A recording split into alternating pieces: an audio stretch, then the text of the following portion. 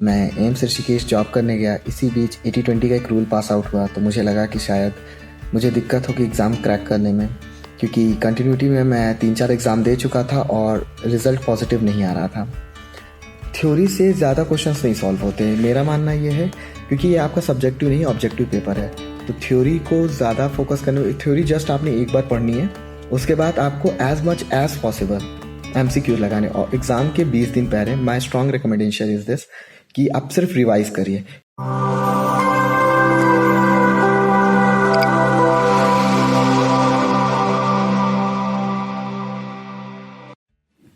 Hello everyone, मेरा नाम शम्स तवेज है और मैंने नॉर्सेट एग्ज़ाम 2 बार क्रैक किया है। नॉर्सेट 2020 में मेरी रैंक 2149 आई थी, जिसमें ऑप्शन 1 मैंने जब ऑप्ट किया था तो मुझे एम्स कल्याणी अलॉट हुआ। उसके बाद मैंने ऑप्शन 2 ऑप्ट किया, जिसका रिज़ल्ट 8 मंथ बाद आया और मुझे एम्स पटना अलॉट हुआ। इसी बीच नॉर्सेट 2021 का भी मैंने एग्ज़ाम दे दिया। उसमें मेरी रैंक 639 आई और मुझे एम्स गोरखपुर मिला और currently I am in AIIMS Gorakhpur. So बहुत टफ रही ये जर्नी, 2 साल की जर्नी रही। मैं 2019 बैच पास आउट हूँ किंग जॉर्ज मिजेस मेडिकल यूनिवर्सिटी का। उसके बाद मैं एम्स ऋषिकेश जॉब करने गया। इसी बीच 80-20 का एक रूल पास आउट हुआ, तो मुझे लगा कि शायद मुझे दिक्कत होगी एग्ज़ाम क्रैक करने में, क्योंकि कंटिन्यूटी में मैं 3-4 एग्ज़ाम दे चुका था और रिज़ल्ट पॉजिटिव नहीं आ रहा था। सो आई रिज़ाइन फ्रॉम माई जॉब। मैं घर आया और फिर मैं सेल्फ स्टडी स्टार्ट कर दी। तो वही जो सारी बुक पढ़ते हैं, दैट PR यादव के पार्ट 2 टारगेट हाई। तो उस टाइम नॉर्सेट 2020 में क्या हुआ था, 1 सितंबर को एग्ज़ाम होना था। वो 1 सितंबर को एग्ज़ाम 8 फर्स्ट को एग्ज़ाम होना था, तो वो शायद कुछ दिन आगे चला गया था, 10 सितंबर को हो गया था। तो उस बीच मैंने TNC की टेस्ट सीरीज़ ले ली थी, जो कि मेरे उस 10 दिन में भी मुझे बहुत काम आई, बहुत यूज़फुल रही और उसके बहुत सारे क्वेश्चन फंस गए। देन आई रियलाइज़ कि हाँ, ये टेस्ट सीरीज़ बहुत काम की है। फिर एग्ज़ाम ओवर, नॉसेट का एग्ज़ाम ओवर हो गया 2020 वाला। उसके बाद बीच में कोई एंट्रेंस एग्ज़ाम्स नहीं हुए। रिज़ल्ट आया, मुझे एम्स कल्याणी मिल चुका था, मैं खुश था कि ठीक है मुझे मिल गया है। बट वो जब 8 मंथ का टाइम गैप लग गया, फिर बीच में फिर UPPSC का एक एग्ज़ाम आया था किंग जॉर्जस मेडिकल यूनिवर्सिटी का। उसको भी मैंने एग्ज़ाम दिया। उससे पहले मैंने फिर वापस, मैं तो सब कुछ रख चुका था पढ़ाई करने की चीज़ों को।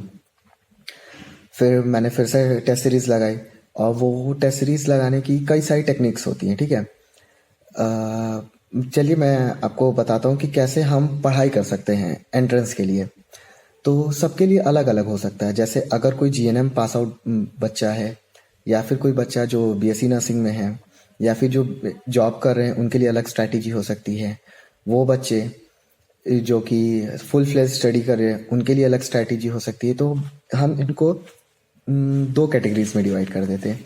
एक वो जो अभी GNM पास आउट है या GNM कर रहे हैं, या जो BSc नर्सिंग की स्टडी कर रहे हैं, अभी कॉलेज टाइम में है। तो वो स्टूडेंट्स क्या कर सकते हैं कि वो सिंपली 3 बुक्स हैं, उसके सिवा मैं नहीं समझता कि कोई और बुक पढ़नी ज़रूरी है। PR यादव का भी पार्ट 2 लेना है। पार्ट 1 तब लीजिए जब आप कोई थ्योरी अच्छी नहीं हो। टारगेट हाई एंड सॉन्डर्स भी तब लीजिए जब आपका थ्योरी पार्ट अच्छा हो, आपकी इंग्लिश अच्छी हो, तो सॉन्डर्स लीजिए, वो आपके लिए काम की होगी। तो ये 3 चीज़ हो गई।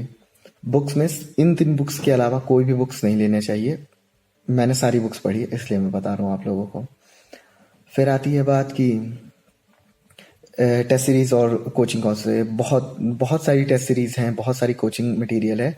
तो कोई भी आप एक इंस्टीट्यूट की कोचिंग कर सकते हैं, TNC की कर सकते हैं, और टेस्ट सीरीज भी आप लगाइए। मेरी एडवाइस ये रहेगी कि आप 2 इंस्टीट्यूट की टेस्ट सीरीज लगाइए, वो आपके लिए बहुत बेनिफिशियल रहेगी। टेस्ट सीरीज लगाने की भी कई सारी टेक्निक्स होती हैं। एक टेक्निक ये कि आप पूरा टेस्ट दे रहे हैं और फिर आप वेट कर रहे हैं कि आपकी रिजल्ट और रैंक कितनी आ रही है। कुछ बुक्स, मैंने जितनी भी बुक्स बताई उसमें भी बहुत सारे एरर्स है। PR यादव में भी बहुत एरर है, टारगेट हाई में भी बहुत सारे एरर्स हैं। तो अगर आपको कोई भी क्वेश्चन आप पढ़ रहे हैं और आपको लग रहा है कि हाँ इस क्वेश्चन का आंसर ये नहीं है, तो उस पॉइंट ऑफ टाइम पे जस्ट गूगल इट और आप यूट्यूब पे देख लीजिए। आप यूट्यूब पे उसकी ऑनलाइन क्लास देख लीजिए या यूट्यूब पे उस लेक्चर को पढ़ लीजिए।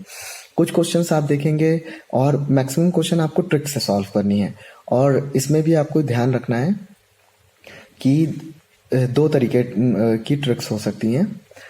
पहला कि आप थ्योरी पढ़ रहे हैं और थ्योरी पढ़ते ही जा रहे हैं, उसके बाद आगे आपका एमसीक्यू वाला पैटर्न। थ्योरी से ज़्यादा क्वेश्चंस नहीं सॉल्व होते हैं, मेरा मानना ये है, क्योंकि ये आपका सब्जेक्टिव नहीं ऑब्जेक्टिव पेपर है।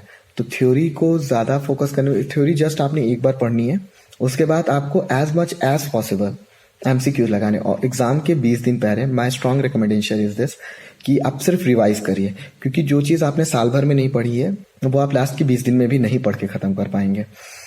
तो रही बात, अब कुछ बच्चे बहुत ज़्यादा इस बात का वो करते हैं कि रीजनिंग और मैथ का, तो उसकी कुछ सिंपल ट्रिक्स हैं जो कि 5-10 पन्नों में आपकी आ जाएगी। जो ABC की नंबर सीरीज हो गई, रीजनिंग के कुछ क्वेश्चंस हो गए, डायरेक्शन के कुछ क्वेश्चंस हो गए, ठीक है, तो वो आप देख लीजिए।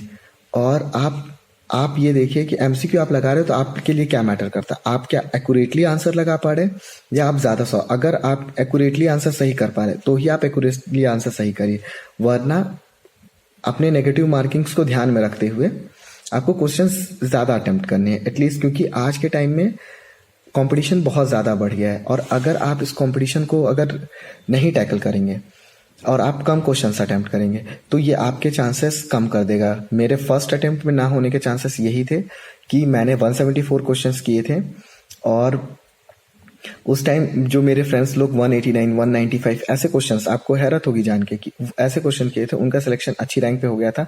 और 2149 रैंक के बाद भी मुझे एम्स रायबरेली चाहिए था उस टाइम, जो कि नहीं मिला था। खैर 9 से 2021 में तो एम्स रायबरेली था ही नहीं, मुझे एम्स गोरखपुर ही मिला और I am happy with that. तो क्वेश्चंस भी ज़्यादा लगाइए और बी हैप्पी। जय हिंद, थैंक यू।